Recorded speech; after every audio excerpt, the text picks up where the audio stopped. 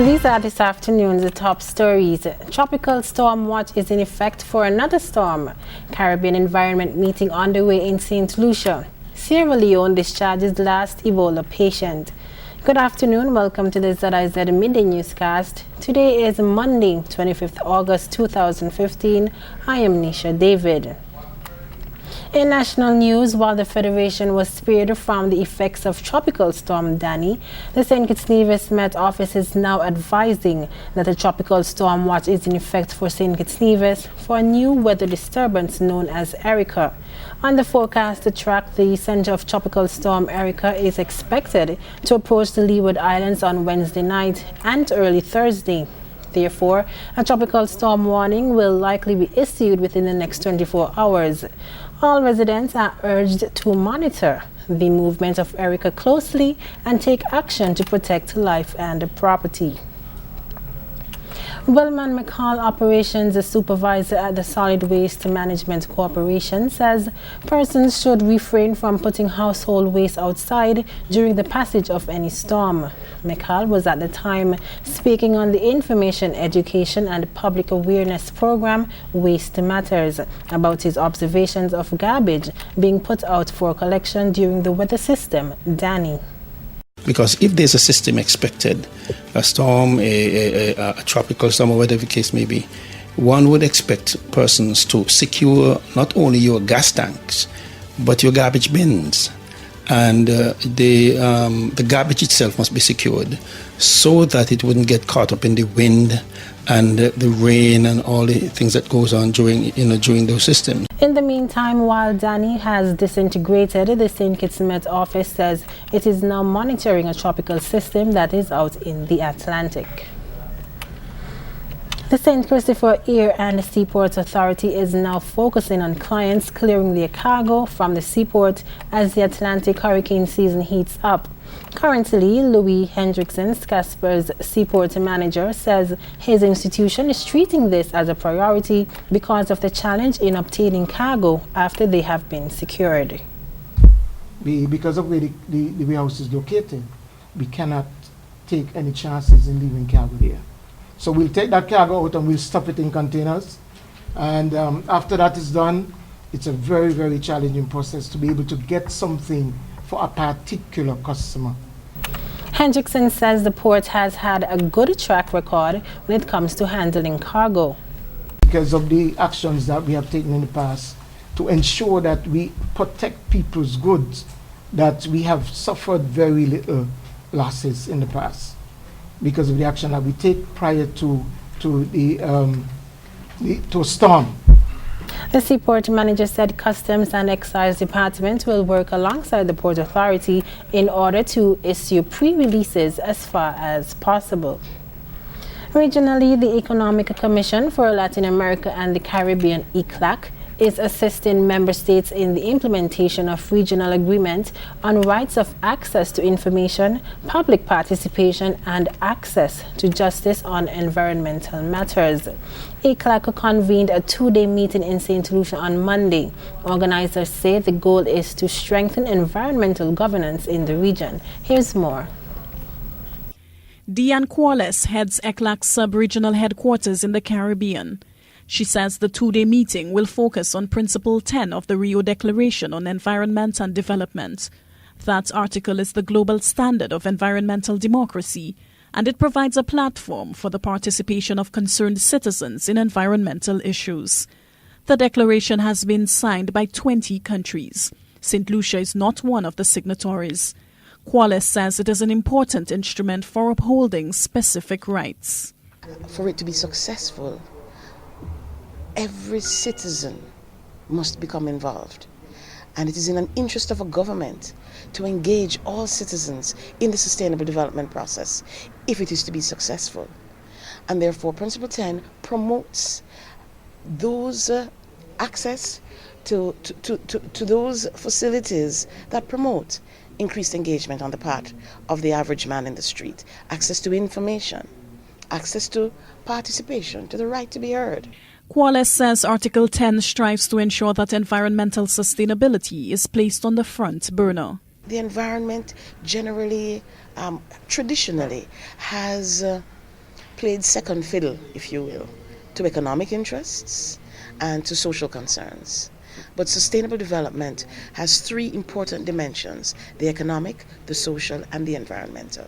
Principle 10 ensures that environmental concerns are given due concern as equal to those given economic and social concerns. So you would not, for example,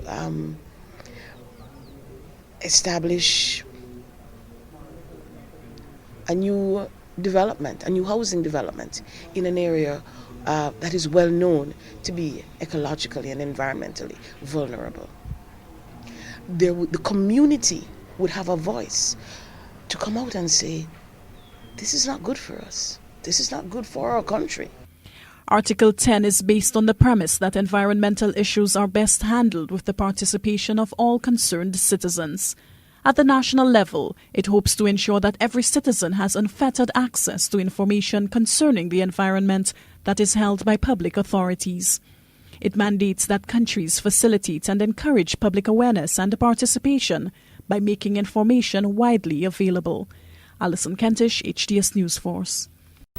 In Guyana, the man that was caught on camera hacking to death an elderly lady is likely to be charged today after he was arrested. A businessman and the woman's son were also taken into police custody. Thanks for staying with us. This is your Monday edition of Capital News. The man who was caught on camera hacking to death an elderly woman is likely to be charged tomorrow after he was arrested. A businessman and the woman's son were also taken into police custody. The main suspect, believed to be the man that was caught on a surveillance camera beating a 77-year-old Montrose woman to death 3 weeks ago, was captured over the weekend. While confessing to murdering Carmen Ganish, the man has since told the police that the elderly woman's son was the one who paid him to kill her. On Saturday afternoon, the woman's son was picked up by the police. He is being held for 72 hours and questioned about the allegations made against him by the alleged killer. A nearby businessman who the family said had a land dispute with the dead woman when he attempted to extend his fence onto her property was taken into police custody once more also. Just around noon on Monday, the children of Carmen Ganish arrived at the Guyana Police Force Criminal Investigation Department CID, where they were updated about the leads into the woman's death. Two of Ms. Ganish's daughters told Capital News they were pleased that the man was captured, but the sisters are convinced that their brother had nothing to do with the death of their mother, saying she was not rich and the brother has his own land and house. Carmen Ganish, for several years, was the caretaker of the home where she was brutally killed at Montrose on the east coast of Demerara. It was neighbors who raised an alarm that they had not seen the woman doing her usual morning chores, which was unusual. Her body was discovered in the bottom flat of the building in the kitchen. Internationally, Sierra Leone could soon be free of Ebola. The country's last known patient with the virus has been released from hospital. The Ebola outbreak that began last year has killed 11,000 people in West Africa, a third of them in Sierra Leone. Al Jazeera's Nina De Vries reports from Matinee. It was a day of celebration for Adama Sanko, now an Ebola survivor, and hopefully the last. As she came out of the treatment unit, staff who worked there sang a celebration song in her local Temne dialect. Sierra Leone's President Ernest Bai Koroma handed her the discharge certificate. He congratulated her on beating the deadly virus and on the hard work of all those who've contributed to fighting the disease since the outbreak hit the country in May 2014. I think we must recognize and give thanks to Sierra Leoneans and non-Sierra Leoneans, nationally and internationally, that provided the support that we are out here in the battlefield. Celebrations continued for Adama Sanko here in her village of Massasobe, close to the treatment center where she was cured. And even though there's reason to celebrate, officials warn that people should not become too relaxed, as the country is not Ebola-free just yet. There now has to be 42 days of no new cases to be declared Ebola-free. That's double the time of the normal incubation period. The virus, which is transmitted through direct contact with bodily fluids, could still surface. But we shouldn't get complacent. This is not the end of Ebola. We still need to be vigilant, continue doing all the things, stop washing dead bodies, we follow the safe and dignified burial procedures. Sanko echoes that statement. She caught the virus from her son while caring for him. He died in late July. The entire village had to be quarantined. That was officially lifted Sunday. Sanko says she misses her son and that she will keep sending the message for people to take precautions against the disease now that she understands how deadly it is.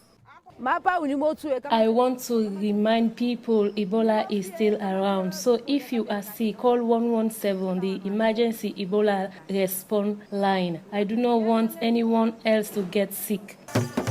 But for now, it's about a celebration of life and a new hope that this virus might finally be stamped out for good. The countdown for being Ebola-free officially starts Tuesday. Nina DeVries, Al Jazeera, Matinee, Sierra Leone. China's Shanghai Composite Exchange plunged again on Tuesday, giving investors the jitters worldwide. China announced on Tuesday that it is cutting interest rates for the fifth time since November to boost the slowing economy. The Associated Press's Sandy Kozel has that story. Investors worldwide have a lot to be nervous about after China's Shanghai Composite Index took a steep dive for the fourth straight day. The index finished Tuesday's trading down 7.6%, reaching an 8-month low. Tokyo's exchange also lost ground, but markets fared better in Hong Kong, South Korea, and Sydney. China's market has been dropping quickly despite the Chinese government's efforts to stop it. Some analysts say China's stock prices had risen quickly due to speculation rather than economic fundamentals, and they were bound to drop. Others say things will turn around. Sooner or later, the market will have reached its bottom, and people started to bottom fishing and bargain hunting. The market is dirt cheap, and it is a good time to buy. The Dow Jones Industrial Average dropped 3.6% on Monday, bouncing back after even steeper losses in early trading. Sandy Kozel, The Associated Press. Taking a look at the weather. Partly sunny skies are expected today with a few brief morning showers becoming partly cloudy in general tonight with some passing evening showers. Winds are blowing east to east-northeast at 16 to 23 miles per hour. Seas are moderate to locally rough with swells up to 7 feet. Mariners are asked to stay in port and seek safe anchorage as the seas will start to deteriorate and will peak near 10 feet within the next 36 hours as Tropical Storm Erica draws near. Sunset this evening is expected at 6:30 p.m., while sunrise tomorrow will be at 5:56 a.m. That brings us to the end of the ZIZ Mid newscast. To join us this evening for these stories and more in detail. Thank you for joining us. I am Nisha David.